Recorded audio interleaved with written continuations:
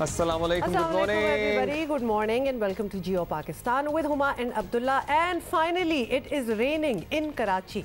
तो कुछ बूंदाबांदी सिचुएशन तो पिछले 1-2 हफ्तों से चल रही थी कुछ कुछ इलाकों में, लेकिन आज सुबह बाकायदगी से ऑल ओवर एक ज़बरदस्त किस्म की बारिश हो रही है। जनाब, ऑल ओवर तो बारिश हो रही है, लेकिन साथ साथ बारिश के जो जुड़े मसाइल होते हैं ना, उनका भी ऑलरेडी लोगों को सामना शुरू हो चुका है। अभी हमने ये डिसाइड किया था कि 2 मिनट हम इंजॉय करेंगे, तारीफ करेंगे कि बारिश हो रही है और बड़ा ज़बरदस्त मौसम है, और उसके बाद देखिए आप इंजॉय भी तभी करते हैं जब आपकी ज़िंदगी जो है ना वो आराम और सुकून से गुजर रही हो, जैसा कि आपके घर पे लाइट ना गई हुई हो, आपके बिजली के जो इक्विपमेंट हैं वो सब सही सलामत मौजूद हों। तो बहुत से इलाकों से ऐसी शिकायत आ रही है कि लाइट का सिस्टम वहाँ मुतासर हुआ है, ऑल्दो के इलेक्ट्रिक का कहना है कि वो जहाँ जहाँ बिजली की बंदिश है उसको बेहतर बनाने की कोशिश कर रहे हैं। अच्छा, अभी तक हम जो रास्ते में देख के आए हैं, थैंकफुली कहीं भी किसी भी जगह हमें पानी खड़ा हुआ नजर नहीं आया, तो जो हकीकत है वो बयान करनी चाहिए। बिकॉज सच बात तो ये है कि वो बड़ी तेज बारिश हो रही थी और बड़ी कंसिस्टेंटली बारिश हो रही थी। एटलीस्ट अभी मुझे नहीं पता कि बाहर क्या सिचुएशन है, और मैं सुबह जब जागी हूँ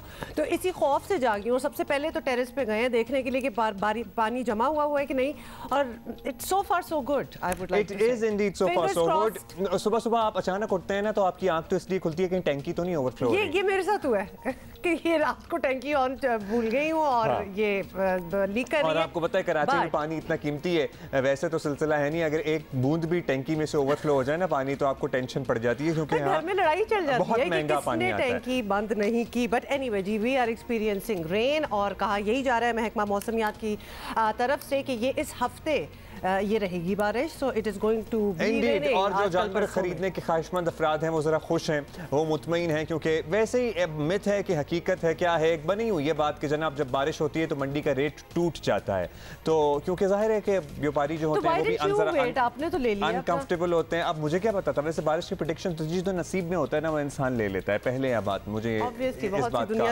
आपको यकीन होना चाहिए। सो अगर if you are still interested कि आप बारिश में एडवेंचर करना चाहते हैं ना तो आप मंडियों का रुख कर सकते हैं, क्योंकि कहना हमारे बड़े कजन्स और बड़े भाइयों का ये है कि रेट टूटा होता है बारिश में मंडी का। Whatever that means, रेट टूटा होता है, इसकी कोई अंग्रेजी ट्रांसलेशन नहीं हो सकती। बट बड़ा जी स्पोर्टिंग वीकेंड था, ये भी तो हमने मेंशन करना ही है।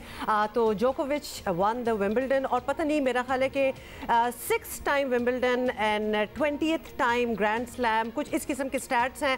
He is really at the top of his game, और वो तो अगर जिन्होंने मैच देखा उन्होंने देख लिया होगा। और फिर अपसेट्स जिसको कहा जा सकता है फुटबॉल में, यूरो कप में इंग्लैंड इट्स कमिंग होम, और पूरे वो नारे उनके जो थे, तो हुआ ये कि इट डिडंट फ्रैंकली, और इटली जीत गया। तो वो भी एक ज़बरदस्त किस्म का मार्का था, और we will talk about that more in detail. अच्छा, एक्चुअली जोकोविच की आप बात करी थी, उन्होंने रॉजर फेडरर नडाल के 20-20 ग्रैंड स्लैम का रिकॉर्ड भी बराबर किया, और किसी ने लिखा हुआ था, एक तज्जिया में सुन रहा था कि by the end of his career जोकोविच जो है ना हर बड़े प्लेयर की जो बड़ी बड़ी अचीवमेंट्स है ना उनको बहुत बौना कर चुके होंगे, उनको बहुत छोटा कर चुके होंगे, क्योंकि ही सो एक्स्ट्रा ऑर्डिनरी कि उनकी अचीवमेंट्स जो है ना बाकी सबसे बहुत ऊपर। And this is like the third consecutive time जो जोकोविच विंबलडन जीते हैं, तो पिछले 2 भी जीते हैं और ये तीसरा ये भी हो गया, and there is no stopping him. So you never know ये बात कहाँ तक जाती है, बट इनके बारे में भी हम डिटेल में बात करेंगे और आपको दिखाएंगे भी। सो हम इन तमाम स्पोर्टिंग इवेंट्स के बारे में तो बात करेंगे ही, लेकिन एट द सेम टाइम जो चीज़ बहुत डिस्टर्ब कर रही है, परेशान कर रही है, वो है कोविड के बढ़ते हुए केसेस। कल भी ऑलमोस्ट 1900 के करीब केसेस रिपोर्ट हुए थे, आज भी 1808 केसेस रिपोर्ट हुए हैं। हम सबको एहतियात करनी है, क्योंकि लिटरली एक्सपर्ट से बात करें तो वो ये कहते हैं कि ये सिलसिला चलता रहेगा, चौथी, पाँचवीं, छठी लहर, लेकिन थोड़ा सा तंग भी आ गए हम। हाँ, लेकिन एनसीओसी का और असद उमर साहब का भी यही कहना था कि आर्टिफिशियल इंटेलिजेंस सारी इंडिकेटर्स यही दिखा रहा है कि we are very much in the fourth wave, और ख़ासतौर पे डेल्टा वेरिएंट जो है, जिसको इंडियन वेरिएंट कह लें आप, डेल्टा वेरिएंट कह लें, ये बहुत तेज़ी से फैलता है। और आपको पता है जब ईद आ रही होती है तो ऑलरेडी हमने पिछली, अब ये हमारी चौथी ईद होगी ऑफ कोविड, तो हमने देख लिया जब जब ईद आती है तो वो एक स्पाइक होता है, और इसी चीज़ से तो हमने बचना है। तो बार बार हम यही दोहराएंगे कि प्लीज़ वो अपने एसओपीज़ अभी भी मत छोड़ें। देखिए एसओपीज़ बिल्कुल ना छोड़ें, और प्लीज़ अपने आप को वैक्सीनेट करा लें, बिकॉज़ दैट्स ओनली हथियार, that's our only weapon against कोविड-19। एसओपीज़ तो हम फॉलो करते हैं। खैर, उससे पहले हम जरा खत्ते की बदलती सूरत हाल की बात कर लें। भारत का अफगानिस्तान की बदलती सूरत हाल का भरपूर फ़ायदा उठाने का ख्वाब जनाब हो गया है चकनाचूर। और अफगानिस्तान में तालिबान की पेशकदमी ने भारत को कंधार से अपना सिफारती अमला ही निकालने पर मजबूर कर दिया है। काबुल और कंधार एयरपोर्ट पर भारतीय फजाइया के C-17 कार्गो वन तैयारे, तस्वीर इनके सामने आई हैं। ज़राए के मुताबिक भारतीय अमले और मुबैना रॉ एजेंटों को निकालने के लिए आए तैयारों में अफगान फौज के लिए बड़ी मिकदार में भारी असलहा गोला बारूद भी लाया गया था। साथ में तालिबान ने इसे भारत का दोगलापन करार दिया है और वफाकी वजीर दाखिला शेख रशीद दुरुस्त कहते हैं कि भारत के पास अफगानिस्तान से भागने के सिवा अब एक्चुअली कोई रास्ता है नहीं। हिंदुस्तान को अफगानिस्तान में जग हसाई हुई है। आज हिंदुस्तान के लिए अफगानिस्तान से भागने या निकलने के अलावा कोई रास्ता नहीं है। वो हिंदुस्तान जिसने 40 साल तक पाकिस्तान के खिलाफ दहशतगर्दी को वहां मुनज़्ज़म किया। अच्छा, इस बात का प्रेसिडेंट भी है, लेकिन इस हजीमत का गुस्सा भारत अब कहीं भी उतारने की कोशिश कर सकता है, because it has happened in the past as well, और पाकिस्तान को इसका भरपूर अंदाजा है। और आपको पता है कि इरादे भी यही थे ना, वहाँ अफगानिस्तान में इतनी भारी इन्वेस्टमेंट, इतना इंफ्रास्ट्रक्चर की डेवलपमेंट और सारा कुछ करने का मकसद भी यही था कि एक और तरफ से पाकिस्तान का घेरा तंग किया जाएगा। बिल्कुल, और जब when that doesn't work out तो फिर there are other ways as well. और अभी आपको पता है कि उनको भागना पड़ रहा है वहां से, तो क्या क्या कर सकते हैं। पाक अफगान बॉर्डर पर सिक्योरिटी मैनेजमेंट का सिस्टम जो है वो मजबूत है। DGISPR major general Babar Iftikhar ने कहा कि पाकिस्तान को नुकसान पहुंचाने के ख्वाहिशमंद भारत की अफगानिस्तान में सरमायाकारी डूबती नजर आ रही है। इंडिया ने तो हमेशा अफगानिस्तान को, जब इंडिया की जो इन्वेस्टमेंट थी अफगानिस्तान में, उसके अंदर आज देख सकते हैं आपके काफ़ी फ्रस्ट्रेशन नज़र आ रही है उस साइड पे कि वट एवर इज़ डेवलपिंग, और उन्होंने भी अपने पॉलिस भी ज़रा डिफरेंट डायरेक्शन में बढ़ाने शुरू कर दिए हैं। अगर उन्होंने ये इन्वेस्टमेंट्स अफगानिस्तान में नेक नीति के साथ की होती तो आज उनको फ्रस्ट्रेट होने की कोई ज़रूरत नहीं थी। लेकिन क्योंकि उसका सारा रुख इस तरफ था कि वो अफगानिस्तान में अपने कदम जमा के पाकिस्तान को नुकसान पहुंचा सके, सो आज वो तमाम इन्वेस्टमेंट उनको डूबती हुई नजर आ रही है। अमरीकी अफवाज के अफगानिस्तान में खारा जंगी का माहौल बन चुका है। इनखला की वजह से अमरीकी अफवाज के खत्ते की बदलती सूरत हाल से पाकिस्तान भी गाफिल नहीं है। सिविल और सियासी क़यादत इस मामले में पूरी तरह चौकन्ना है। इसी पे ज़रा बात करते हैं माहिर दिफाई उमूर, साबिक सेक्रेटरी दाखिला जनरल रिटायर्ड नईम खालिद लोधी साहब हमारे साथ मौजूद हैं। लोधी साहब, शुक्रिया आपने वक्त दिया। लोधी साहब, भारत का एक बड़ा ख्वाब था, अभी बात भी कर रहे थे जनरल साहब, और ज़ाहिर है बड़ी कोशिश और साजिश थी कि अफगानिस्तान की बदलती सूरत हाल में वो यहाँ अपना सिक्का जमाए और पाकिस्तान को हर तरफ से पाकिस्तान के गिर्द घेरा तंग करे। लेकिन अब तो लगता ये है कि सब कुछ छोड़ छाड़ कर भागना पड़ रहा है। तो अफगानिस्तान में भारत ने क्या, आप बदलते हैं समझते हैं कि कैसी सूरत हाल ने पलटा खाया कि ultimately they had to run away? जी, तो आप भी जानते हैं, हम भी जानते हैं, मतलब दुनिया को भी अच्छी तरह मालूम है कि किस तरीके से अफगानिस्तान की सरजमीन इस्तेमाल करते हुए भारत हमलावर था पाकिस्तान के ऊपर, और ये 20वें हमले हुए हैं वहाँ से। आपको पता, चाहे वो BLA की पुष्टपनाही हो या तहरीक तालिबान पाकिस्तान की पुष्टपनाही हो। लेकिन अब ये जो वाक़या पेश आया, जो कंधार एयरपोर्ट के ऊपर जब ये जहाज़ इन्होंने भेजे और वहाँ से अपने लोगों को निकालने के लिए, तो वो तस्वीरें आ गई सामने, वीडियो आ गई जिसमें वो वहाँ से हथियार उतार रहे थे और अफगान हुकूमत के हवाले या अफगान गवर्नमेंट फोर्सेस के हवाले कर रहे थे। तो अब तो मेरा ख्याल है कोई शक व शुबा नहीं रह गया होगा ना अफगान तालिबान के दिल में कि ये लोग कौन सी गेम खेल रहे हैं। पाकिस्तान को भी सारा बहुत अच्छी तरह पता चल गया। तो अब मेरा ख्याल है कि हमारी लीडरशिप के लिए भी, पॉलिटिकल लीडरशिप के लिए, मिलिट्री लीडरशिप के लिए, हमारे अपने अवाम के लिए, दुनिया के लिए, अफगान तालिबान के लिए, अफगानिस्तान के लोगों के लिए एक चश्मकुशा जो है ना चीज़ें पेश आ गई हैं। अब मेरा ख्याल है दूध का दूध और पानी का पानी हो गया है। आसान हो जाएगा हमारे लीडर्स के लिए भी अपनी पॉलिसी बनाना, आसान हो जाएगा जो भी हुकूमत आती है अफगानिस्तान में उनके लिए अपनी पॉलिसी बनाना हिंदुस्तान। यानी आपका कहना है कि things look in favour for Pakistan. ये बताइएगा कि अब भारत जिस तरह अफगानिस्तान से फारग हो रहा है, ये बड़ी रुसवाई वाला तरीका ही है ऑब्वियसली, लेकिन क्या हम कह सकते हैं कि अफगानिस्तान में भारत का चैप्टर जो है ये हमेशा के लिए बंद हो गया है, या फिर भारत मजीद कुछ यहाँ एडवेंचरस चीज़ ट्राई नहीं करेगा? क्या आप ये भी यही समझ रहे हैं? नीयतें जब क्लियर हो जाएं तो उसके बाद ताल्लुकात इस्तवार हो भी जाएं तो कम से कम आसानी होती है मुल्कों को एक दूसरे को समझने में। और मेरा ख्याल है कि पाकिस्तान की भी ये कोई कोशिश नहीं है कि जी चैप्टर बंद हो जाए हिंदुस्तान का और काबुल का। हम तो सिर्फ ये चाहते हैं कि पाकिस्तान के खिलाफ उनकी सरजमीन इस्तेमाल ना हो अफगानिस्तान की, और भारत को किसी किस्म की फैसिलिटेशन ऐसी ना हो जिसमें वो कुछ हजीमत पहुंचा सके पाकिस्तान को। अदरवाइज अगर वो उनके साथ तजारत करते हैं, और हमने तो ये भी कह रखा है कि अगर वो पाकिस्तान के साथ बातचीत करें और ये जो कश्मीरी हैं इनके ऊपर जुल्म सितम बंद करें, तो ऐन मुमकिन है हम उनका ये वाघा का रास्ता भी खोल दें। और अगर वो सीपैक को ज्वाइन करना चाहते हैं, जो कि बड़ी अक्लमंदी की बात होगी भारत के लिए अगर वो ये चाहे, तो ये हम अपने मसाइल हल करने के बाद ये तमाम काम शुरू हो सकते हैं। पूरा खित्ता बहुत खुशहाली की तरफ जा सकता है। अब उनकी लीडरशिप पे सोचने की बात है। बाकी ये कि चैप्टर क्लोज मैं नहीं कहूँगा।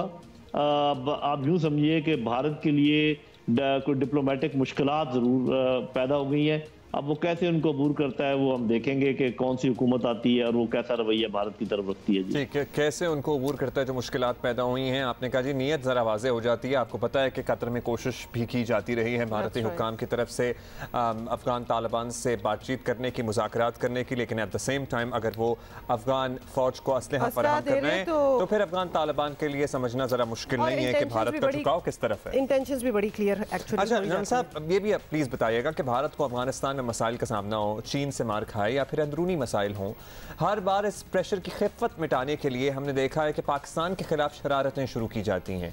आप समझते हैं कि इस बार भी यही रवैया अपनाया जाएगा और ऐसी ही बेवकूफ़ी प्रॉबेबली करे मोदी सरकार, और सर्टनली फिर हमें तो और ज़्यादा कॉशियस रहना पड़ेगा?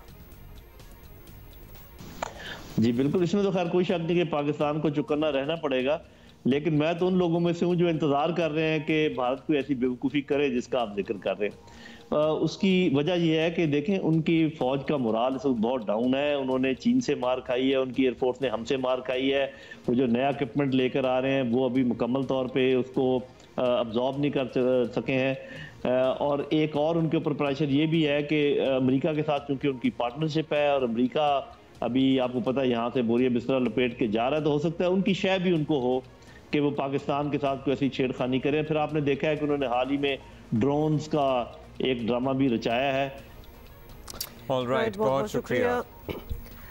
माहिर दिफा अमूर साबिक सेक्रेटरी दाखिला जनरल रिटायर्ड नईम खालिद लोधी साहब, और लोधी साहब बिल्कुल वही कह रहे हैं। अच्छा ये बात भी हम उनसे कर रहे थे, और I was just thinking of India's misadventures which are really coming out to bite them now. ये अफगानिस्तान वाला, कश्मीर, अब जो दुनिया जो है कश्मीर के हवाले से भी बोलना स्टार्ट हो गई है। इतनी बड़ी-बड़ी इन्वेस्ट और इतने बड़े-बड़े मुल्क करते हैं, ये तो एक मिस कैलकुलेशन, और ये आपकी पॉलिसी ही बिल्कुल गलत निकली। जो कि मैं ये कह रहा था मिस कैलकुलेशन है। जब इतनी बड़ी-बड़ी इन्वेस्टमेंट इतने बड़े-बड़े मुल्क करते हैं तो उस पर पीछे जाहिर है थिंक टैंक्स और सारा कुछ मौजूद होता है, और उन्हें पता था कि अमेरिका कभी ना कभी इस खित्ते से निकलेगा ही, क्योंकि ये खित्ता कोई नहीं जीत पाया अफगानिस्तान का जो खित्ता है। आप देख लें उठा के, इससे पहले आप सोवियट्स को देख लें, उससे पहले भी चले जाएं, तो लिहाजा ये बड़ा अनकंट्रोलेबल खित्ता है और बड़ा ही मुश्किल है कि इसमें आप कोई अपनी जीत को तसव्वुर कर सकें, जिस तरह एक्चुअली अमेरिका भी कर रहा था और किस तरह निकलना पड़ गया।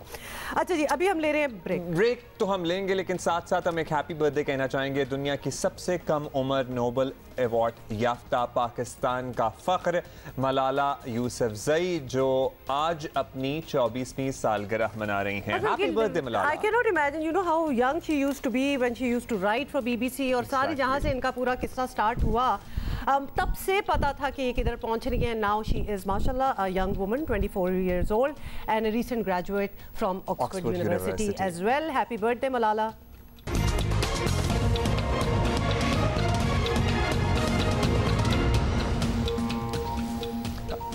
Welcome back. और आप लोगों के मैसेजेस भी आ रहे हैं और कुछ तस्वीरें भी आप लोग शेयर कर रहे हैं, वीडियोस भी, कि लाहौर में भी बड़ी कोई ज़बरदस्त किस्म की बारिश हो रही है। तो ये मुझे अभी पता, वैसे तो हर जगह ही हो रही है, लेकिन एज वी स्पीक लाहौर में बहुत तेज़ बारिश हो रही है। लेट्स टॉक अबाउट कोविड जनाब, क्योंकि सूरत हाल ज़रा अलार्मिंग हो चुकी है। Everybody has to take precautions. चौथी लहर मैं तो कहूँगा शुरू होने का ख़तरा नहीं है, शुरू हो चुकी है। कोरोना की चौथी लहर का ख़तरा, वैसे अभी हम यही कह रहे हैं ऑफिशियली कि ख़तरा तेज़ी से सर उठा रहा है, but you and I both know कि जनाब it is very much there. मुल्क में कोरोना केसेस की शरह आपको बताएं कि 23 मई के बाद एक बार फिर 4% से ऊपर चली गई है, जो वाज़े तौर पर ख़तरे की घंटी है। और एक्चुअली आज ही पिछले 24 आवर्स का मैं आपको जो हिसाब जवाब दे रही हूँ। 3.84 पॉजिटिविटी है, आप 4 कह रहे थे, बिल्कुल ऑलमोस्ट 4 ही हो गई है। 15 people have died because of Covid in the past 24 hours, तो लिहाजा नंबर्स बिल्कुल वही है। 1808 नए केसेस हैं, तो ये केसेस भी अब्दुल्ला याद है 1200 तक भी हमने बात की हुई है, नीचे जा रहे थे, लेकिन now everything seems to be going up. जनाब, कोरोना की चौथी लहर से वजीर आजम भी कौम को खबरदार कर चुके हैं। हमारे केसेस नीचे आते आते अब फिर ऊपर जाना शुरू हो गए। खौफ हमें आ रहा है कि चौथा वेव आने वाला है। ईद पे भी पूरी कोशिश है कि आप यही मास्क कम से कम पहने रखें और एहतियात करें। ये जो चौथा वेव अगर चल पड़ा और तेजी से ऊपर केसेस चले गए तो फिर हमें लॉकडाउन करने पड़ेंगे, रेस्टोरेंट्स बंद करने पड़ेंगे। उससे बचने के लिए अगर अभी आप एहतियात कर लें तो हम अपने मुल्क को उस मुश्किल वक्त से भी बचा सकते हैं। चले, आपने खान साहब को भी सुन लिया, बिल्कुल उनका भी यही खदशा है कि fourth wave is we are in it right now. अच्छा, केसेस बढ़ने पर इस्लामाबाद के मुख्तलिफ इलाकों में by the way smart lockdown और पाबंदियों का इतलाक शुरू कर दिया गया है। कौमी इदारा सेहत ने इस्लामाबाद में कोरोना के अल्फा, बीटा और डेल्टा वेरिएंट की मौजूदगी की भी तस्दीक कर दी है और कराची में कोरोना की शरह जो है वो तकरीबन 11% और बलूचिस्तान में तकरीबन 9% को छू रही है। That is high, that is extreme, और 11 इज़ डबल फिगर्स। अब्दुल्ला, आपको पता है कि अलार्म तो वैसे ही बजना स्टार्ट हो जाता है जब चीज़ डबल फिगर्स में चली जाए। NCOC ने तमाम सूबों को ईद उल अजहा पर SOPs पर सख्ती से अमल दरामद की हिदायत भी जारी कर दी है। जिस तरह के हम आज शो के शुरू में भी कह रहे थे, वैक्सीनेशन का अमल भी मुल्क भर में जारी है। और जिस तरह आपको पता है वैक्सीनेटेड लोगों के लिए इंसेंटिव्स बढ़ाए जा रहे हैं। मेरा ख्याल है कि इससे रुझान बढ़ेगा। अल्टीमेटली आप एयर ट्रैवल भी नहीं कर सकेंगे विदाउट योर वैक्सीनेशन सर्टिफिकेट। बल्कि आपको पता है कि कल परसों इस किस्म की एक डायरेक्टिव आई है फ्रॉम 1 अगस्त। डोमेस्टिक ट्रैवल के लिए भी आपको कोविड वैक्सीनेशन डोमेस्टिक ट्रैवल की ही मैं बात कर रहा हूँ। यू नो, वीकेंड पे मेरा एक इत्तेफाक हुआ एक रेस्टोरेंट में जाने का और उन्होंने कहा कि सर आपके पास सर्टिफिकेट है तो हम आपको अंदर बैठने की इजाज़त देंगे। It was very encouraging to see that these restaurants are trying to employ SOPs। सरबराह NCOC असद उमर के मुताबिक 50 साल और इससे ज़ायद के 20% से ज़ायद अफराद को वैक्सीन की कम अज़ कम एक खुराक लगा दी गई है। आवाम का मुसलसल ताउन इंतहाई ज़रूरी है। एहतियात ना की गई तो चौथी लहर को कोई नहीं रोक सकता। साथ ही साथ हम अर्ज करेंगे हुकूमत को भी कि बीच में जो वैक्सीनेशन के मसाइल आते हैं ना, हर थोड़े दिन बाद कुछ ना कुछ आ ही जाता है, वो भी प्लीज खत्म किया जाए। थोड़ा सा लल आ जाता है। I was speaking to my cousins yesterday, उन्होंने कहा कि हम अपनी मुकर्ररा डेट पर साइनोवैक की दूसरी डोज लगवाने गए तो वहां पहुंचे तो पता लगा, कहा जा रहा है कि अब जी 1.5 महीने कर दिया है सरकारी सतह पे टाइम। सो प्लीज इसको वापस आप 28 डेज के ऊपर लेके आए। ऑल्सो ऐड के जब वो फिर वक्फे से आती है वैक्सीनेशन जो सारी, तो रश जो पड़ जाता है लोगों का, वो एक और खौफजदा हो जाते हैं। बहुत से लोग उस रश में फंसते हैं, बहुत से लोग डर जाते हैं कि जी हमने अभी लगवानी ही नहीं है। तो everything needs to be streamlined. हमें once again a lot of my team members are saying कि उनके भी सर्टिफिकेट्स जो हैं वो नहीं बन रहे, निकल रहे हैं क्योंकि उनका डेटा अपलोड नहीं हो रहा। तो आपका निकल आया ना? मैंने भी आपको पता है फिर रिक्वेस्ट किया, आई वेंट देयर अगेन और मैंने कहा जी ये मेरा कार्ड है, मेरा डेटा आपने क्यों नहीं डाला? तो आई वंडर फिर उन्होंने दोबारा मेरा तो आपसे भी पहले की वैक्सीनेशन हुई है, so I should actually get the certificate. I have gotten the certificate. अच्छा जी, अभी हमें ज्वाइन किए वजीर सेहत पंजाब डॉक्टर यास्मीन राशिद, वो हमारे साथ हैं और यही सारी बातें उनसे भी कर लेते हैं। डॉक्टर साहबा, पिछले चंद दिन से जिस तरह बतदरीज कोरोना केसेस बढ़ रहे हैं, हम तो खुद फिगर्स कंपेयर करते हैं इधर, तो क्या आप समझती हैं कि अब चौथी लहर जो है वो आ गई है? हमें जिस तरह हालात बाकी दुनिया के जा रहे हैं उसी तरीके से हमारे खत्ते के में भी उसी तरह की रिफ्लेक्शन आती है और लगता है कि चौथी लहर भी जरूर आएगी। वजह यह है कि पिछले चंद दिनों से देखा जा रहा है कि आहिस्ता आहिस्ता तादाद जो है वो बढ़ती चली जा रही है। पंजाब की इन्फेक्टिविटी रेट जो है वो तकरीबन 2% ही है, सवाए DG खान में जहाँ वो 8% के करीब पहुंचा है। बाकी जगहों पे कम होने की वजह से टोटल पंजाब के अंदर इस वक्त 2% है। लेकिन इन्फेक्टिविटी रेट जो है अगर बढ़ गया तो वो इंडिकेट करेगा कि जी फोर्थ वेव जो है वो आ रही है। बाकी तरफ भी देखा जा रहा है कि आहिस्ता आहिस्ता केसेस जो हैं बाकी सूबों में भी बढ़ रहे हैं। अच्छा डॉक्टर साहब, इस बार जो केसेस बढ़ रहे हैं कि खदशा यही है, ज़ाहिर डेल्टा वेरिएंट है, और साथ साथ ये भी बताइएगा कि आवाम को हम पाबंदियों और SOPs वगैरह के बारे में बताते रहते हैं, लेकिन इसके साथ साथ आपको क्या लगता है क्या हमें वापस से स्मार्ट लॉकडाउन्स और लॉकडाउन्स की तरफ जाना पड़ेगा? जी मेरा ख्याल है इसके ऊपर तो NCOC ने भी बाकायदा इंस्ट्रक्शंस दी हैं और कल हमारी एक बड़ी डिटेल मीटिंग हुई है और 12 से लेके इंशाल्लाह 18 तक हमने बाकायदा SOPs इम्प्लीमेंटेशन की लोगों के ऊपर एम्फसाइज करना कि कितना ज़रूरी है कि आप हिफाजती तदाबीरें इख्तियार करें। वजह यह है कि एक मास्क पहनने से अगर हम 70 से 80% बीमारी को रोक सकते हैं तो सच्ची बात और क्या हो सकती है।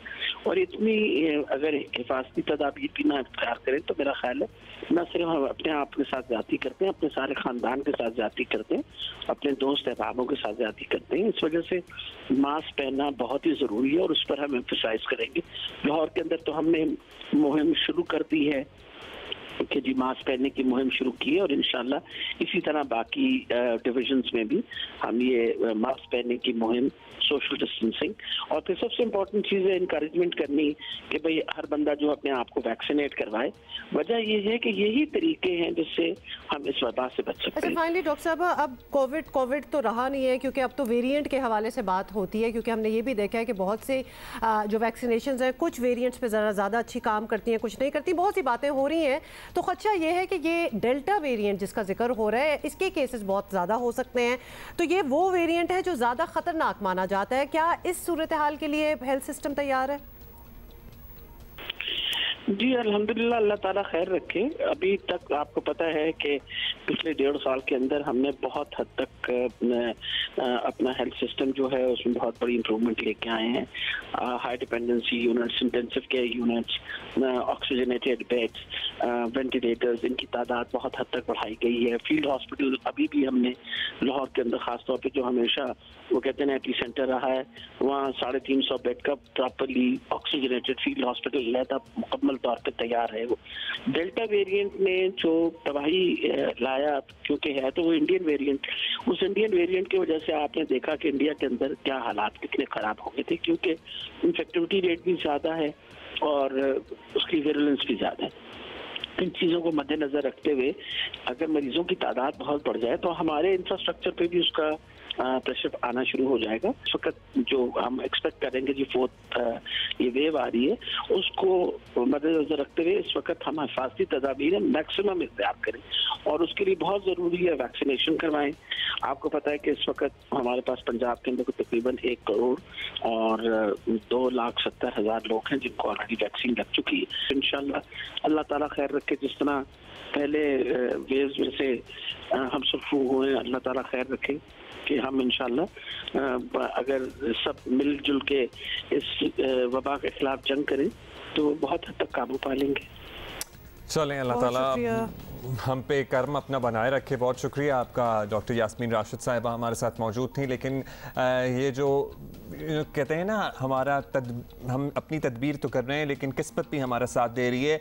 किस्मत हमारा साथ देती रहे, हम ये तो चाहेंगे, लेकिन हम अपनी जो तैयारी है वो भी मुकम्मल रखें और प्लीज़ SOPs वगैरह को फॉलो करें। सिर्फ एक मास्क पहनने की बात है। अब तो हम ये भी नहीं कहते कि आप बार बार जाके हाथ धोएं, ज़ाहिर है खाने पीने आंखों को हाथ लगाने से पहले हाथ धो लें, लेकिन अगर आप सिर्फ मास्क पहन लेंगे ना तो आपकी बचत हो जाएगी। और लाहौर शहर में तो याद है ना, आपको फ्राइडे को बताया था एक पूरी एक ड्राइव है वहाँ, लाहौर वेयर्स मास्क, तो देयर इज नो रीजन। खैर हमने तो एक लाहौर की बात की, अब तक तो सारों के पास मास्क होने चाहिए और पहनने भी चाहिए। हम ब्रेक ले रहे हैं भाई, जो ब्रेक के बाद मिलते हैं।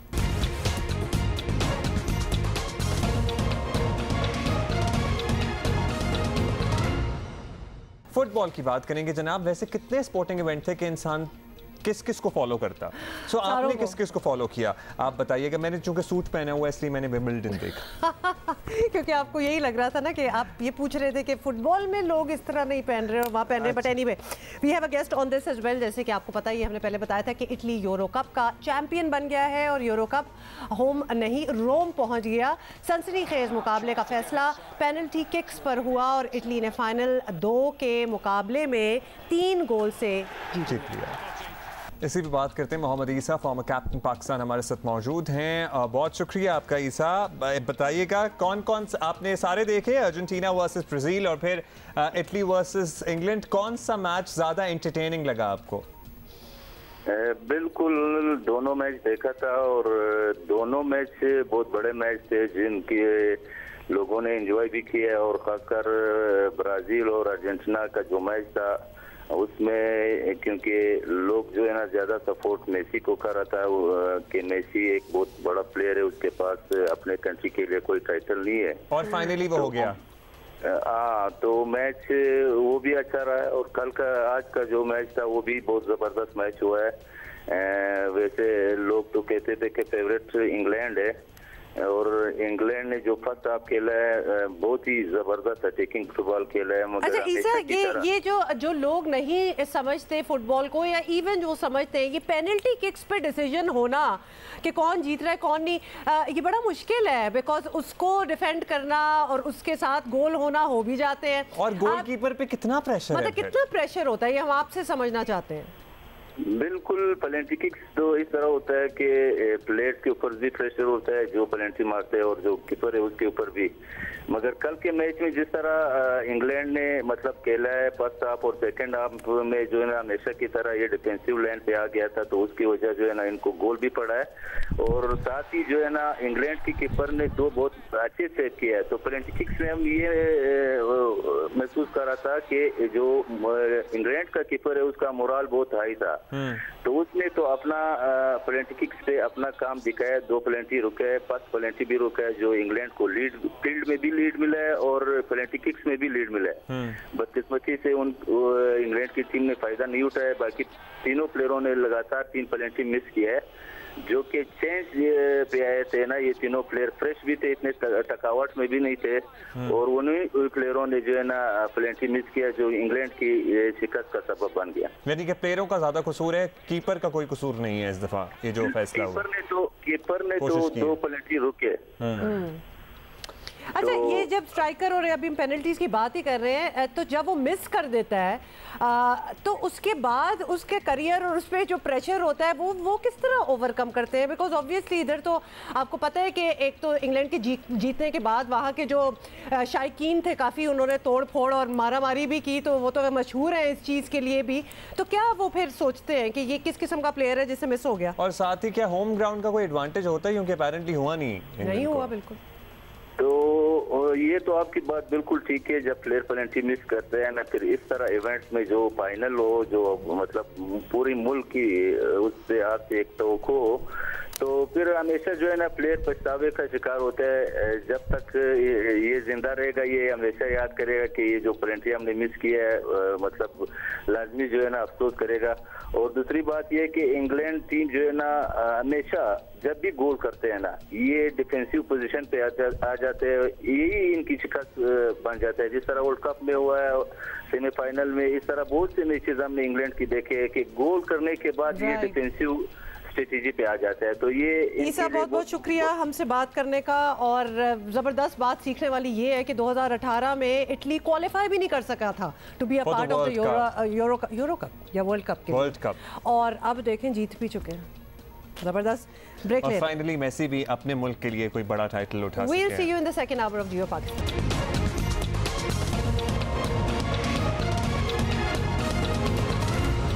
So this will be the third guest जिन्होंने डायना अवार्ड अपने नाम किया लगता है कि सारे पाकिस्तानियों ने मिल गए, but she is probably the youngest as well. But also because काम बहुत होता है इधर, खामोशी से लोग लगे रहते हैं और मैं तो कहता हूँ सारे, अगर इधर उधर कोई गया वो भी नहीं जाना चाहिए, सारे हमारे पास आने चाहिए। तो लिहाजा जितने आएंगे हम सारों से आपकी मुलाकात जरूर करवाएंगे। लेकिन let's talk about our first top story first. Sindh हुकूमत ने आपको बताएं एडमिनिस्ट्रेटर कराची नई अहमद को तब्दील करने का इरादा कर लिया है और बैरिस्टर मुर्तज़ा वहाब को बतौर नए एडमिनिस्ट्रेटर कराची के मसाइल हल करने का टास्क सौंपा जा सकता है। अभी हुआ नहीं है, ये हो सकता है। वजीर इत्तलात सिंध नासिर हुसैन शाह भी मुर्तज़ा वहाब को कराची का एडमिनिस्ट्रेटर बनाने का ऑप्शन ज़ेरे गौर होने की तस्दीक कर चुके हैं, लेकिन हतमी फैसला होना अभी बाकी है। ये एक ऑप्शन है जो ज़ेरे गौर ज़रूर आया है, लेकिन ये तो काफ़ी अरसे से इस पे गौर किया जा रहा था। अगर मुर्तज़ा वहाब साहब एग्री होते हैं, राज़ी होते हैं एडमिनिस्ट्रेटर बनने के लिए, तो इससे अच्छी बात कराची के लिए और कराची आइट्स के लिए होनी नहीं चाहिए, क्योंकि वो बहुत ही एक्टिव भी हैं, काम करते हैं, ऑनेस्ट हैं और समझते हैं, समझ बूझ रखते हैं। और अगर वो एग्री होते हैं, मैं दोबारा कहता हूँ, क्योंकि ये कोई ऐसी पोस्ट नहीं है एडमिनिस्ट्रेटर की कि जिसके लिए बहुत आसानी से हामी भर लें मुर्जा वहाब साहब। चलें जी, तो आपने सुन लिया। सिंध हुकूमत की कारकर्दगी से कराची के आवाम सख्त मायूस हैं। शहर बेपना मसाइल की आमाज का बन चुका है, लेकिन बाज़ लोगों का कहना है कि कुछ आहिस्ता आहिस्ता बेहतरी आ रही है। पानी, गैस, बिजली, सफाई सुथराई, ट्रांसपोर्ट, टूटी फूटी सड़कें, आपको पता ही है कराची के मसाइल तो हम दिहाइयों से सुन रहे हैं। अब आपको क्या लग रहा है, क्या कोई बेहतरी आना शुरू हुई है या फिर सिर्फ सुर्खी पाउडर ही है जैसे कहते हैं ना? क्योंकि ट्रांसपोर्ट का, हाँ, कॉस्मेटिक्स ही है। ट्रांसपोर्ट का मसला अपनी जगह वैसे ही खड़ा है, विच इज़ बेसिक। एंड पानी तो आपको पता है आता नहीं है। इंफ्रास्ट्रक्चर भी तबाह हुआ है। एडमिनिस्ट्रेटर की तकर्री से पीपल्स पार्टी को अगले इलेक्शन के लिए कराची वोटर का मिजाज बदलने का काम लेना है, तो शहर के मसाइल हल करना होंगे। But Murtaza Wahab can be a good contender. Murtaza Wahab को एडमिनिस्ट्रेटर कराची लगाने पर दीगर सियासी जमातों की जानिब से तहफ़्फ़ुज़ात का भी इजहार किया जा रहा है, जिनका सबसे बड़ा इल्ज़ाम ये रहा है कि कराची कभी पीपल्स पार्टी की तरजीह नहीं रहा। अब पीपल्स पार्टी प्रॉब्ली तरजीह बनाने की कोशिश कर रही है, तो क्या एतराज़ है? चूंकि पीपल्स पार्टी एंड ऑब्वियसली आपको पता है कि if they wanted to they could have made a difference, तो लिहाजा अब उनको काम करने वाला बंदा जिस तरह मुर्तज़ा वहाब है, जो who actually is concerned and works a lot, तो लोगों का कराची आई बिल्कुल फिर लोगों का नहीं एतबार होता, बिकॉज उनको लगता है जी जिस पार्टी ने काम नहीं किया उसका बंदा क्यों हम एज एडमिनिस्ट्रेटर ने, which is also sad because वो बंदा जो होगा वो शायद काफी काम करने वाला होगा, but the party really hasn't done much. इसी में बात करेंगे। इट्स टाइम दैट द बंदा, जैसे कि आप कह रही हैं, probably Murtaza Wahab would turn things around for Peoples Party in Karachi. PTI Karachi के सदर खुर्रम शेर समान हमारे साथ मौजूद हैं। खुर्रम साहब, ये बताइएगा, पीपल्स पार्टी हुकूमत कराची में नया एडमिनिस्ट्रेटर लाने वाली है। अब तक हतमी फैसला तो नहीं हुआ है कि कौन आएगा, लेकिन कोई नया चेहरा आने वाला तो है, ये बात तो तय है। अब बतौर कराची के शहरी आप ज़ाहिर स्टेक होल्डर भी हैं, आप एडमिनिस्ट्रेटर से क्या उम्मीद रखते हैं? वो फौरी तौर पर क्या मसाइल हल करे? कराची में वैसे मसाइल के अंबार हैं एंड बड़े कॉम्प्लिकेटेड मसले हैं। नहीं, देखें, इस बात में कोई दो राय नहीं है कि नए एडमिनिस्ट्रेटर की ज़रूरत है, क्योंकि पहले शिलवानी साहब आए थे, वो काम नहीं कर सके, उसके बाद लईक साहब आए, वो काम नहीं कर सक रहे, तो जाहिर है इनको बार बार अपने एडमिनिस्ट्रेटर को चेंज तो करना ही पड़ेगा, उसके बगैर काम तो चलेगा नहीं। लेकिन एक बात याद रहे कि ये इस वक्त जो है कि इंटरिम पीरियड चल रहा है। इंटरिम पीरियड से ये मुराद है कि जो मेयर का दौर था उनका पीरियड पूरा हो चुका है और अब नए बल्दियाती इलेक्शन सिंध हुकूमत ने कराने की उनकी जिम्मेदारी है। और जो इंटरिम पीरियड होता है, इस इंटरिम पीरियड में कभी भी किसी सियासी शख्स को एडमिनिस्ट्रेटर नहीं लगाया जा सकता, क्योंकि अगर वो एडमिनिस्ट्रेटर लगेगा तो जाहिर है कि वो एक साफ़ व शफाफ तरीका आगे के लिए नहीं चल सकेगा। हाँ, हमारी डिमांड्स तो बहुत ज़्यादा हैं। हम चाहते हैं कि कोई अच्छा ढंग का एडमिनिस्ट्रेटर आए जो शहर को ट्रांसपोर्ट का निज़ाम दे दे। हम चाहते हैं कोई ऐसा एडमिनिस्ट्रेटर आ जाए जो पूरे शहर को साफ़ सुथरा कर दे, जो कि 13 साल से पीपल्स पार्टी नहीं कर सकी। हम चाहते हैं शहर के अंदर कोई ऐसा एडमिनिस्ट्रेटर आ जाए जो कुत्तों का खात्मा कर दे। पाकिस्तान पीपल्स पार्टी 13 साल में ये काम नहीं कर सकी। हम चाहते हैं शहर के अंदर कोई ऐसा एडमिनिस्ट्रेटर आ जाए जो आवाम को पीने का पानी मुयस्सर कर दे, अभी तक नहीं आ सका। हम चाहते हैं शहर में कोई ऐसा एडमिनिस्ट्रेटर आ जाए जो सीवेज के निज़ाम को बेहतर कर सके, आज तक कोई नहीं आ सका। हम चाहते हैं कोई ऐसा एडमिनिस्ट्रेटर आ जाए जो ट्रैफिक का निज़ाम बेहतर कर सके, वो भी आज तक नहीं आ सका। हम चाहते हैं शहर के अंदर कोई बेहतर निज़ाम आ जाए, कोई बेहतर बल्दियाती निज़ाम आ जाए। सो मुझे इस बात पे यकीन है कि पीपल्स पार्टी अगर 100 साल भी सूबे सिंध में इक़्तिदार में रहेगी ना, तो जहाँ से लड़काना से बिलावल जीत कराएं, ना तो वहाँ पे जहाँ नवाब शाह में जरदारी जीत कराएं, ना तो वहाँ पे सेवन में जहाँ से मुराद अली शाह जीत कराएं, ना ही वहाँ पर हालात बेहतर हो सकते हैं। लोगों को बेसिक नेसेसिटी कभी भी नहीं मिल सकती है। नहीं, इन प्रिंसिपल तो बड़ी अच्छी बात है कि कोई ऐसा एडमिनिस्ट्रेटर आ जाए कि ये सारे मसले हल हो जाएं, लेकिन would it work for you? क्योंकि तहरीक इंसाफ ऑब्वियसली इस वक्त कराची में एक बड़ी जमात के तौर पर मौजूद है। अगर कराची का एडमिनिस्ट्रेटर चल गया, जिस तरह आप कह रहे हैं कि आप चाहते भी हैं, पीपल्स पार्टी तहरीक इंसाफ के वोट बैंक में एक डेंट तो डाल देगी, तो आप इत्तेफाक करेंगे इस बात से? And are you ready for that? देखिए, डेंट डाल नहीं सकती ना। पीपल्स पार्टी तो डेंट जब डालती जब पाकिस्तान तहरीक इंसाफ शहर कराची के लोगों को डिलीवर करने में नाकाम हो जाती। हम सब जानते हैं कि शहर की सफाई सुथराई, पानी का निज़ाम, ट्रांसपोर्ट, ये जितने छोटे मोटे मसाइल हैं 18वीं तरमीम के बाद, ये सारी जिम्मेदारियां पाकिस्तान पीपल्स पार्टी की है। लेकिन जब 6-7 महीने गुजरने के बाद हमने देखा कि पाकिस्तान पीपल्स पार्टी तमाम काम नहीं करने चाहती, तो हमने वज़ीर आज़म साहब से गुजारिश की और शहर कराची के अंदर अपने MNAs और MPs के ज़रिए शहर कराची के मसाइल हल किए। पिछले 2.5 साल के अंदर 9 अरब 90 करोड़ करोड़ रुपए कराची शहर की गलियां नालियां बनाने में पैसा खर्च हुआ है, जो कि मुराद अली शाह ने भी अपनी प्रेस कॉन्फ्रेंस में आखिरी में इस बात को एक्सेप्ट किया है कि किसी दुनिया के मुल्क में वज़ीर आज़म शहर की गली नालियाँ नहीं बनाते, इस वजह से कि इनके वज़ीर आला नाकाम हो गए। और सबसे बड़ी बात जो अब बढ़कर मैं आपको बताऊं कि पूरे शहर के अंदर जो है ये सिर्फ एक जगह नहीं, पूरे शहर में काम हुआ है। बढ़ के ये कि सिर्फ कराची में तहरीक इंसाफ के MNA नहीं बल्कि MQM के जो MNAs थे उनको भी ये फंड दिया गया। सो मैं ये बात समझता हूँ कि हमें कोई डेंट नहीं मार सकती, हमने जितना काम करना था कर लिया। बचे हुए जो 2-2.5 साल हैं इसके लिए भी बहुत बड़ी रकम तहरीक इंसाफ के MNAs MPs के पास आ रही है। हम तो ढूंढेंगे हमें काम क्या कराना है, क्या काम कराना है। पीपल्स पार्टी के लिए कुछ छोड़ा नहीं है हमने, जो छोड़ा है हमने इनके लिए सिर्फ करप्शन छोड़ी है जो ये सुबह शाम कर रहे हैं। ऑल राइट खुर्रम साहब, बहुत शुक्रिया आपका। वो कह रहे हैं जी आपने बहुत काम आज़न हमने बहुत काम कर लिया है और अगले 2-2.5 साल में उसमें भी बड़े फंड्स आ रहे हैं, तो और हम तो ढूंढेंगे कि काम क्या रह गया, क्या करना है। बट मैं तो कहता हूँ काम जो भी करे, चाहे आपस में कंपटीशन के तहत ही काम करें, काम तो हो और आवाम का फ़ायदा हो अल्टीमेटली। अच्छा, ये था PTI का मौक़िफ़। खुर्रम शेर ज़मान हमारे साथ है। अब हम बात कर लेते हैं MQM पाकिस्तान का भी मौक़िफ़ लेंगे और जमात इस्लामी का भी, लेकिन फ़िलहाल वसीम अख्तर साहब ने हमें ज्वाइन किया, उन्हीं से बात कर लेते हैं। MQM पाकिस्तान के रहनुमा हैं वसीम अख्तर साहब, फॉर्मर मेयर भी हैं। वसीम अख्तर साहब, पीपल्स पार्टी हुकूमत कराची में नया एडमिनिस्ट्रेटर लाने की तैयारियों में है। बतौर कराची के एक स्टेक होल्डर आपको नए एडमिनिस्ट्रेटर से क्या चाहिए, फौरी तौर पर शहर में क्या चीज़ें ठीक करने की ज़रूरत है, कोई लिस्ट बताएं जो प्रॉब्लम आप नहीं ठीक कर पाए। बल्दियाती निज़ाम और मेयर का टेन्योर ख़त्म हुआ तो एक केयर टेकर सेटअप आता है और हुकूमत की एक मीटिंग हुई थी मेरे जाने के बाद, जिसमें फेडरल गवर्नमेंट और सूबाई हुकूमत और यहाँ के कोर कमांडर साहब भी उस मीटिंग में मौजूद थे। उसमें ये तय पाया था कि जो भी एडमिनिस्ट्रेटर आएगा कराची का वो गैर सियासी होगा, न्यूट्रल होगा।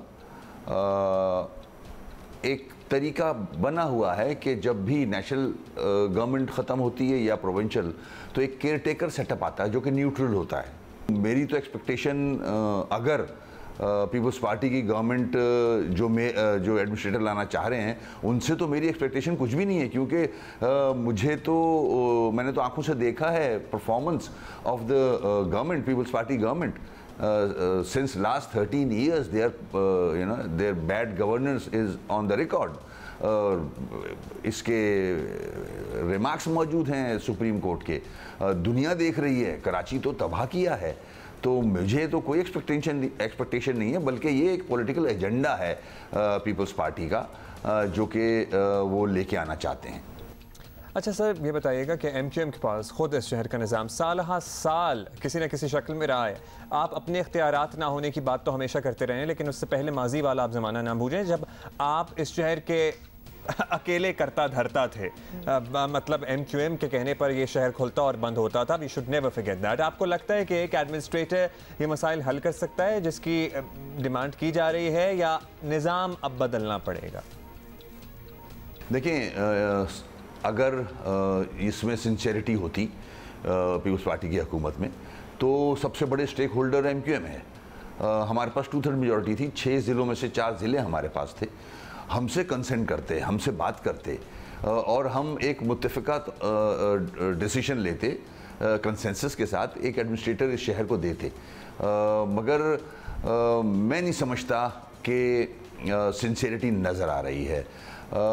मेरे ख्याल में जो आइन कहता है आर्टिकल 140A, जिसमें इख्तियारात निचली सतह पे जाने चाहिए, चाहे वो पॉलिटिकल पावर्स हों, चाहे वो एडमिनिस्ट्रेटिव पावर्स हों, चाहे वो फाइनेंशियल पावर्स हो, इन लेटर इन स्पिरिट, जब तक वो नहीं जाएंगे, ये सिर्फ एक पॉलिटिकल एजेंडा है जिसको पीपल्स पार्टी पूरा करना चाह रही है। जी, बहुत बहुत शुक्रिया। MQM का भी आपको एक मौक़िफ़ पता चल गया है। और quickly, we have a lot of stakeholders by the way in Karachi, तो लिहाजा एक और पर्सपेक्टिव भी लिया जाए। जमात इस्लामी का पर्सपेक्टिव लेते हैं। अभी जमात इस्लामी कराची, हाफिज़ नईमुर रहमान साहब हमारे साथ मौजूद हैं। हाफिज़ नईम साहब, बताइएगा, कराची में नया एडमिनिस्ट्रेटर लाने की इत्तलात हैं, पीपल्स पार्टी बड़ा फैसला लेने वाली है, बहुत से नाम भी गर्दिश कर रहे हैं। बतौर कराची के एक बड़े सियासी स्टेक होल्डर के, कराची के शहरियों को नए एडमिनिस्ट्रेटर से क्या चाहिए, आप क्या मशवरा देंगे, और उसके लिए कितना मुश्किल, ये कितना आसान होगा कराची में काम करना, क्योंकि एडमिनिस्ट्रेटर के लिए भी तो बड़े मसाइल होते हैं इटसेल्फ काम करने में।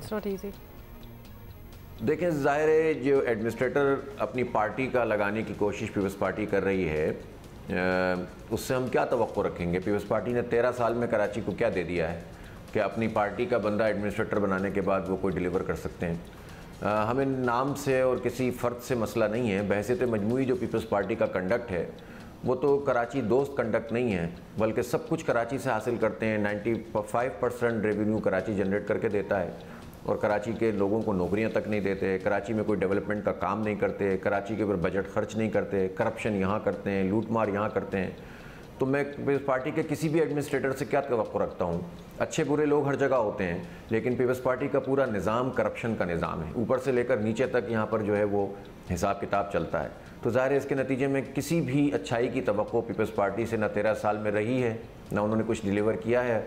और जब तक वो ये कब्ज़ा करके रखेंगे कराची के ऊपर और पूरी तरह से तमाम इदारों को अपने कंट्रोल में रखेंगे तो कुछ भी हासिल नहीं होगा। हाफिज़ साहब, आपको तो बड़ा ऑलरेडी एक लैक ऑफ फेथ है, तो पता नहीं अब अगर कुछ हुआ भी तो आप मानेंगे नहीं मानेंगे। लेकिन हुकूमत जो भी एडमिनिस्ट्रेटर लाएगी इसका एक टारगेट ऑब्वियसली ये होगा कि बल्दियाती और उसके बाद आम इंतखाबात से पहले कराची के वोट को पीपल्स पार्टी की जानिब लाना। ऑब्वियसली कोई भी इन प्लेस होगा तो वो ये करेगा। आप समझते हैं कि ये मुमकिन होगा? देखें, कराची बुनियादी तौर पर तो पीपल्स पार्टी को पसंद नहीं करता और उसकी वजह पीपल्स पार्टी की लिसानी सियासत है, पीपल्स पार्टी का तासुब है। और पीपल्स पार्टी कराची के मैंडेट रखने वाली पार्टियों को साथ मिलाकर हमेशा कराची का बेड़ा गर्क करती रही है। कराची हैदराबाद के लोगों को हुकूक से महरूम करती रही है। और चूँकि जो पार्टियां मैंडेट रखती थीं वो पीपल्स पार्टी के हाथों बिकती रही हैं, बल्कि हर हुकूमत के हाथों बिकती रही हैं, तो कराची तो अल्टीमेटली नुकसान में जाता है। इसलिए अगर वो तवक्को रखते हैं कि कराची को विन कर लेंगे अपनी किसी साजिश के ज़रिए से, तो ये नहीं हो सकता। हाँ, ये ज़रूर हो सकता है कि वो धांधली का कोई प्रोग्राम बनाते हों। और इस मौके पर मुझे ये ख़दशा है कि बल्दियाती इंतखाब नहीं करा रहे ये और एडमिनिस्ट्रेटर का तकर्रुर कर रहे हैं, तो इससे तो बात पता चलती है कि ये कब्ज़ा करना चाहते हैं, मज़ीद कब्ज़ा करना चाहते हैं। तो लिहाजा किसी सूरत भी ये कब्ज़ा काबिल कबूल नहीं है। फ़ौरी बल्दियाती इंतखाब होने चाहिए और फ़ौरी तौर पर जो है वो हल्का बंदियों के साथ तमाम मामला तय करके इंतखाब हो और ताकि दूध का दूध पानी का पानी हो। बहुत शुक्रिया आपका जमात इस्लामी का मौक़िफ़ दे रहे थे हाफिज़ नईमुर रहमान साहब। वो कहते हैं जी बल्दियाती इंतखाबात कराने चाहिए, which is the right way probably to go about it. और ये एडमिनिस्ट्रेटर वाला निज़ाम प्रॉब्ली इन्हें जमात इस्लामी को इस पर तहफ़्फ़ुज़। चले, now you know how everybody feels. हम ले रहे हैं एक छोटा सा break. When we come back तो हम आपको मिलाएंगे youngest Diana winner award holder से।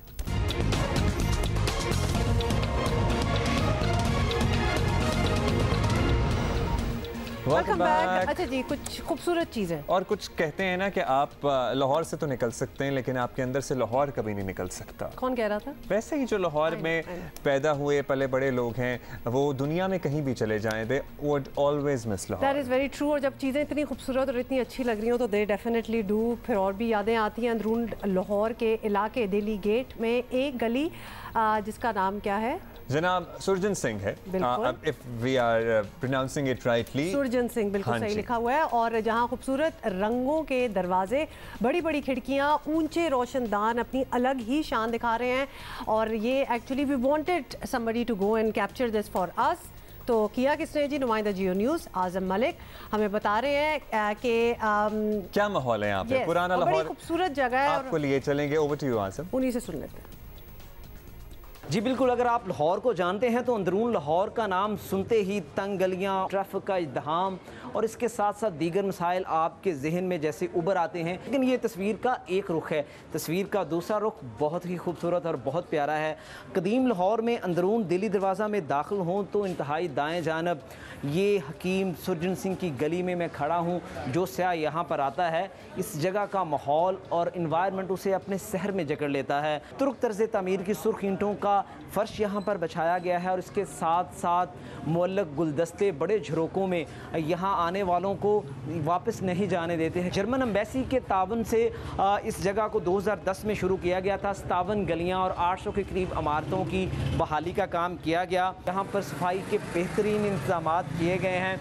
कुछ शहरी भी यहाँ पर मौजूद थे जो इस गली को देखने के लिए आए, स्पेशली कराची से। उनके पास चलते हैं। मैंने पहले काफ़ी नाम सुना होता कि यहाँ बहुत अच्छा है माहौल और इनके अलावा बहुत कदीमी तरीन है, तो हमने सोचा कि वाकई कदीमी को हम देखने के लिए यहाँ पर आए, बेचैन थे कि यहाँ लाहौर आएँ, देखें चीज़ लाहौर की कुछ चीज़ें ये बहुत अच्छा लगा हमें, खूबसूरत लगा। हमें पहले सुना था लेकिन कभी देखा नहीं था, तो आज देख लिया आपकी आंखों से, तो बहुत खूबसूरत लगा। देखेंगे किस तरह से खूबसूरत इसकी खिड़कियों के अंदर खूबसूरत पेंट के साथ, मुख्तलिफ रंगों के साथ जो है वो डिज़ाइनिंग की गई है। यहाँ पर घर हैं, यहाँ के जो रहने वाले हैं वो कहते हैं कि कई सालों से इसकी बहाली का काम जारी था, और अब जब ये मुकम्मल हुआ है तो ना सिर्फ पाकिस्तान में बल्कि पाकिस्तान से बाहर के लोग भी इस गली में आ रहे हैं और इस गली को देख रहे हैं, और इसके हुस्न को चार चांद जो लगे हैं उसका एक रोमांस है। यहाँ पर थड़े हैं, यहाँ पर शाम को बड़े बुजुर्ग बैठते हैं और घर की सियासत से लेके मुल्की सियासत तक बातचीत यहाँ पर होती है। कोरोना है इसलिए बैरून मुल्क से तो सियाह कम आ रहे हैं, लेकिन पाकिस्तान के अंदर से सियाहों की बड़ी तादाद यहाँ पर आ रही है। और एक और बड़ी अहम बात है कि जो वीडियोज़ और जो तस्वीर यहाँ की वायरल हुई हैं वो आपको यूँ लगता है जैसे आप स्पानवी दौर में या इटालियन दौर के किसी पुरानी सी, जैसे आप यूरोप में जाते हैं तो पुरानी गलियाँ या मोहल्ले हैं, आपको वही एक फ़ील आपकी ज़िंदगी में आती है कि आप उस जगह पर खड़े हैं पुराने दौर में, इटली के दौर में या स्पेन के उस दौर में। तो एक रोमांस है जो भाई आपने क्या ज़बरदस्त मंजरकशी कर दी है, और आप हमें ले गए वहाँ पे, तो बड़ा ही मज़ा आ रहा था। मैं और हुमा तो झरोके, दरवाजे, और वो खिड़कियां देख रहे थे, और वो काम अब होता नहीं है, तो ये लिहाजा ये रेनोवेट ही हुआ है और इसको रिस्टोर किया गया है, because nobody really does that anymore.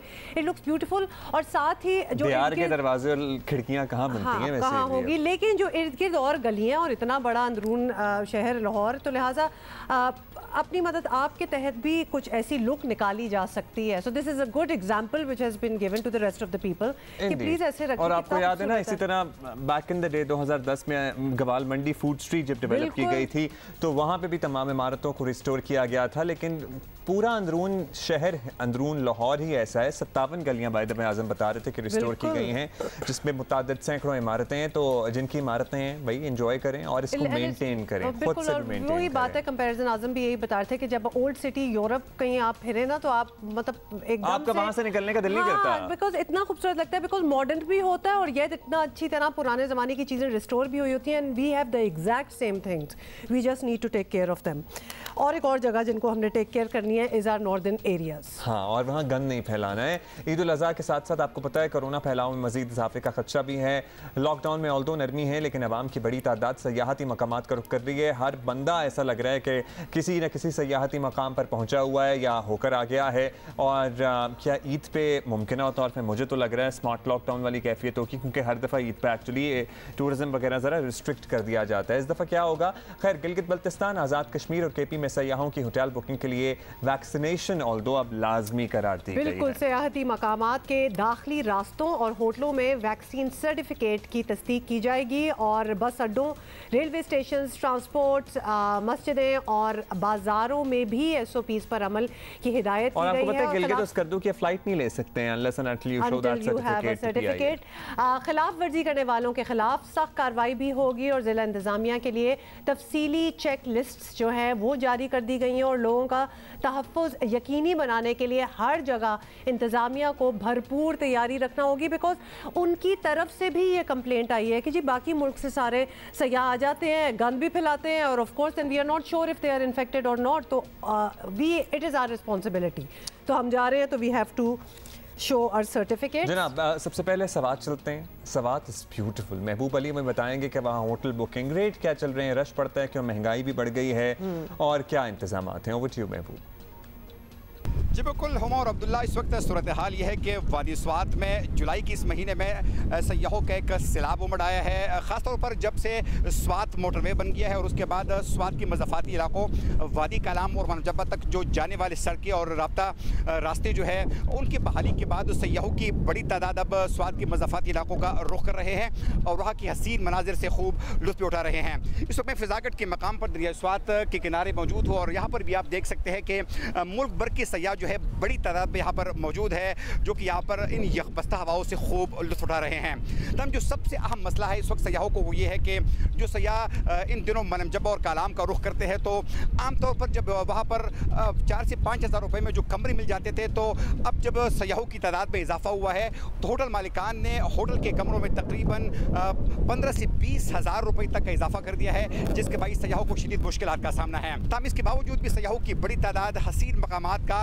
रुख कर रहे हैं, हसीन मनाजिर से लुत्फ उठा रहे हैं। और जो यहाँ पर स्वात का जो महकमा सयाहत है, उनके मुताबिक अब तक तकरीबन 7 महीनों के अंदर जो है वो 20 लाख से ज़्यादा सयाहों ने स्वात की हसीन मकामात का अब तक रुख किया है। भाई क्या हसीन जगह आप खड़े हुए थे, और पीछे क्या मौसम और हवाएं चल रही हैं। और अच्छा, बाय द वे मौसम से याद आया, इस वक्त एज वी स्पीक कराची में ज़बरदस्त किस्म की बारिश दोबारा स्टार्ट हो गई है, बीच में रुक गई थी और अर्ली मॉर्निंग से तो हो ही रही है। तो अभी बताया जा रहा है, although we can't see outside our studio right now, but बताया ये जा रहा है कि काफ़ी तेज़ बारिश। और के इलेक्ट्रिक जो है उनकी फेसबुक पेज पे आपको लाइव अपडेट मिल जाएगी जनाब। ऑलमोस्ट 1900 से ज़ायद फीडर्स हैं, 622 फीडर्स मुतासर हुए थे। वो कह रहे हैं जी बहाली का काम जारी है, लेट्स सी कि क्या सूरत हाल बनती है। But we are taking you to Hunza, क्योंकि अब जो भी ट्रैवल करेगा उसको SOPs फॉलो भी करने होंगे, हेल्थ सर्टिफिकेट भी दिखाना होगा। और हमें बता कौन रहे हैं हुंजा से, सादत अली मुजाहिद। जी, इस वक्त मैं गिलगित बल्तिस्तान के मशहूर सियाहती मुकाम राकापोशी व्यू पॉइंट पर मौजूद हूँ। यहाँ गिलगित बल्तिस्तान में इस वक्त कोविड-19 की तीसरी लहर बड़ी उरूज पर है और उम्मीद ये की जा रही थी कि यहाँ SOPs पर अमल दरामद होगा और सयाहों का जो एक बहुत बड़ा रश यहाँ देखने में आता है उस रश में खातिर खा कमी वाक़ होगी। लेकिन जूँ ये लहर बढ़ती जा रही है कोविड-19 की, सयाहों का रश भी बढ़ता जा रहा है। यहाँ तमाम के तमाम होटल सयाहों से भर चुके हैं। अब यहाँ किसी छोटे बड़े होटल में सयाहों के रहने की गुंजाइश ख़त्म हो गई है। टूरिस्ट पुलिस की ज़राए के मुताबिक ये रश ईद के दिनों में इससे डबल हो जाएगा, यानी 3 से 4 हज़ार गाड़ियाँ गिलगित बल्तिस्तान आएंगी और यहाँ पर यकीनन सयाहों के रश बढ़ने के साथ साथ यहाँ मसाइल भी बहुत ज़्यादा पैदा होंगे, सयाहों की मुश्किलात बढ़ेंगी। लिहाजा हुकूमत को चाहिए कि यहाँ सयाहों की सहूलत के लिए यहाँ पर इंफॉर्मेशन सेंटर्स और टूरिज़म सेंटर्स कायम किए जाएं ताकि सयाह आने से पहले मुकम्मल मालूमात के साथ इन इलाकों का रुख करें। जी अच्छा, ये सादत के साथ जो गार्ड्स दो खड़े थे ना, वो भी मुझे बड़ा अच्छा आइडिया लगा। Where you go take 2 guards with you, लग रहा था कि वो यही कर रहे हैं। अच्छा जी, अभी हमें और दिखाना है, we are not over with our northern areas yet. तो स्कर्दू में जी वहाँ भी ऑब्वियसली, क्योंकि बड़ी दुनिया स्कर्दू इसलिए भी जा रही है क्योंकि डायरेक्ट फ़्लाइट्स हो गई हैं ना। अब आपको पता है ना कि कराची से स्कर्दू आप डायरेक्ट अपनी इंटरनेशनल जो लोकल एयरवेज़ है हमारी, उससे आप जाके नेशनल एयरवेज़ राधा उस पर जा सकते हैं। सो वहाँ से कौन हमें रिपोर्ट कर रहा है? Nisar Abbas. Over to you, Nisar. जी, बल्तिस्तान डिवीज़न में मामूल से बहुत ज़्यादा जो है सयाहों का रश है। यहाँ पे जितने तफरीही मुकामात हैं, जितने शहर हैं, जितने यहाँ पे ज़िले हैं, आबशारें हैं, उन तमाम तफरीही मुकामात पे बहुत बड़ी तादाद में सयाह इस वक्त डोमेस्टिक टूरिस्ट जो है ख़ास तौर पे मुल्क के मुख्तलिफ शहरों से वो यहाँ पे पहुँचे हुए हैं, क्योंकि यहाँ पे इस साल जो है वफाकी हुकूमत की जानिब से और सूबाई हुकूमत की जानिब से इस साल से जितने बड़े शहर हैं वहाँ से स्कर्दू के लिए डायरेक्ट फ़्लाइटों का सिलसिला भी शुरू किया गया है। कराची से सियालकोट, फैसलाबाद, लाहौर, इस्लामाबाद और अब 25 जुलाई से मुल्तान से भी यहाँ पर फ़्लाइटें शुरू हो रही हैं। उसकी वजह से बहुत बड़ा रश है। जूँ रश बढ़ता जा रहा है सयाहों का, उसी हिसाब से यहाँ पर कुछ प्रॉब्लम्स भी आ रही हैं। यहाँ पर जो गेस्ट हाउसेस और होटल्स हैं उनके मालिकान ने जो है वो रेट्स बहुत ज़्यादा बढ़ा दिए हैं। रूम रेट्स बढ़ाने की वजह से सयाहों को काफ़ी परेशानी है। इस इलाके में आने वाले सयाह जो है वो एक अपने बजट लेके आते हैं, लेकिन यहाँ पे पहुँचने के बाद जब उन्हें पता चलता है कि खाने और रिहाइश की कीमत में बहुत ज़्यादा खर्चा यहाँ पे है और उनकी लागत बहुत ज़्यादा बढ़ गई है और उस वजह से ये परेशान हो जाते हैं यहाँ पहुँचने के बाद। अच्छा, रेट्स बढ़ाने की बात हो रही है, ये एक्चुअली हम काफ़ी जगहों से ये सुन भी रहे हैं, लेकिन think of it like that, मतलब आप कहीं बाहर अगर कहीं ट्रैवल कर रहे हो तो उस पर तो ज़्यादा पैसे ही लगते होंगे। तो इधर आपको वही ज़बरदस्त लोकेशंस और फैसिलिटीज़ अब मिलना स्टार्ट हो जाएं, बिकॉज स्टैंडर्ड्स भी इन गेस्ट हाउसेस के बहुत ज़बरदस्त हो चुके हैं। अच्छा, एक तो गेस्ट हाउस के रेट्स तो बढ़े हुए हैं, लेकिन ये खाने पीने के जो रेट्स हैं ना, ये बहुत ज़्यादा बढ़ गए हैं। फॉर इंस्टेंस रायता अगर 200 रुपये का मिल रहा है कहीं पे, या नान अगर 60 रुपये का है, तो दिस इज़ एक्सपेंसिव। टूरिज्म में फिर अब दैट इज हाउ थोड़ा सा तो कंट्रोल होना चाहिए कीमतों पर।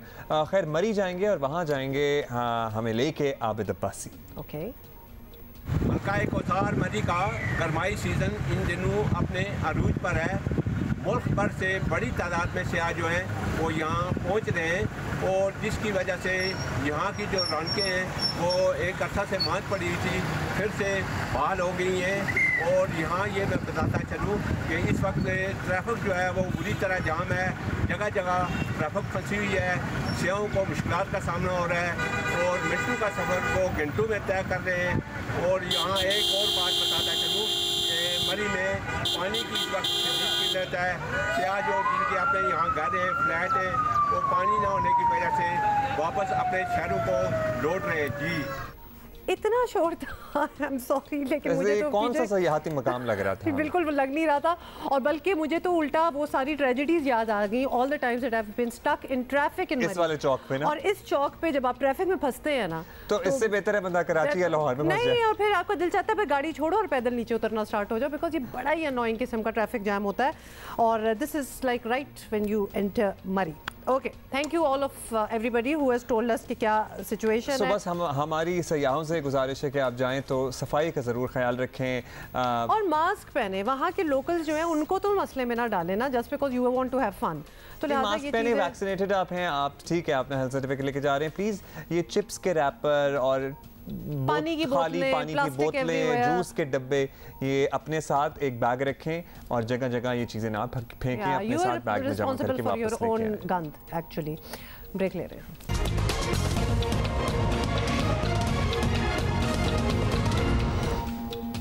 जनाब, वो यंगेस्ट डायना अवार्ड विनर ने तो हमारे साथ होना था, लेकिन आपको पता है कराची में बारिश के साथ मसाइल बहुत जुड़े होते हैं और वहाँ पे लाइट चली गई है और उनका इंटरनेट जो है वो डिस्कनेक्ट हो गया है। But we will still try to speak to her tomorrow, इंशाल्लाह हमारी पूरी कोशिश होगी। अगर कल तक उनकी लाइट आ गई हो, आ जाएगी, पता नहीं लगता ना। आपको पता है पिछले साल मेरी लाइट 4 दिन नहीं आई थी। पिछले साल तो किसी की भी नहीं आई थी, लेकिन इस साल KESC ने कहा है कि उन्होंने बहुत काम किया है, सो आई एम होपिंग कि ठीक हो जाएगा। अच्छा, खैर आबदी साहब हमारे साथ मौजूद हैं, एजुकेशनिस्ट हैं, करियर काउंसलर हैं और मैट्रिक में आपको पता है कराची में, सिंध में हर पर्चा ही आउट हुआ है तकरीबन सिचुएशन। इससे पूरे निज़ाम पे सवालिया निशान उठता है और उनसे पूछते हैं, आबदी साहब बताइएगा इस बात इंतजामी से कैसे बचा जा सकता है? बचा भी जा सकता है या बस ये माफिया के तहत ये सारा कुछ हो रहा है? के अंदर अगर एक्सपर्ट ओपिनियन लिया जाता और जो जिस तरह की हिदायत थी कि जो है CCTV कैमरा से मॉनिटर किया जाएगा और रेंजर्स की मदद भी ली जाएगी, स्ट्रिक्ट मॉनिटरिंग इसकी होगी और उस मेथडोलॉजी को अडाप्ट किया जाएगा जिसके तहत पर्चे जो हैं वो टाइम पर हों और उनकी जो इंफ्रास्ट्रक्चर है एग्जामिनेशन हॉल्स की, जहां से वो बिल्डिंग्स को एक्वायर किया गया है, उसकी मॉनिटरिंग पहले से की जाए। हम सब जानते थे कोविड है, हम सब जानते थे कि ये प्रॉब्लम्स और इश्यूज़ आएंगे, तो इसको तो पहले से कंट्रोल करना बड़ा ज़रूरी था, लेकिन उसे नहीं किया गया। और मैं समझता हूँ कि अभी भी वक्त है कि एक एक्सपर्ट इस पर ओपिनियन लिया जाए, एक बाकायदा एक कमेटी बनाई जाए जो इसको मॉनिटर करे और बोर्ड्स के चेयरमैन्स को एडवाइस करे या बोर्ड के चेयरमैन उन कमेटी को ऑन बोर्ड लेके इस तरह का मैकेनिज़्म बनाएं, वरना ये इसी तरह सिलसिला चलता रहेगा। और ये एक बहुत अहम इम्तिहान होता है मैट्रिक का, जिसके ऊपर बच्चे का आगे का फ्यूचर बेस करता है। आबदी साहब, आपकी आवाज़ से तो बात से लग रहा है कि जैसे प्रेजेंट में ना कोई जेल में ही होना चाहिए बच्चों का एग्ज़ाम, क्योंकि we are treating them on the whole system as if कि बहुत ही कोई क्रिमिनल हरकत है, जो कि है, लेकिन मैं बताऊं ये तरबियत अगर बेहतर हो ना बचपन से ही। इतना छोटा बच्चा माइल कैसे हो जाते हैं ये 16-17 में कि हम चीटिंग करेंगे।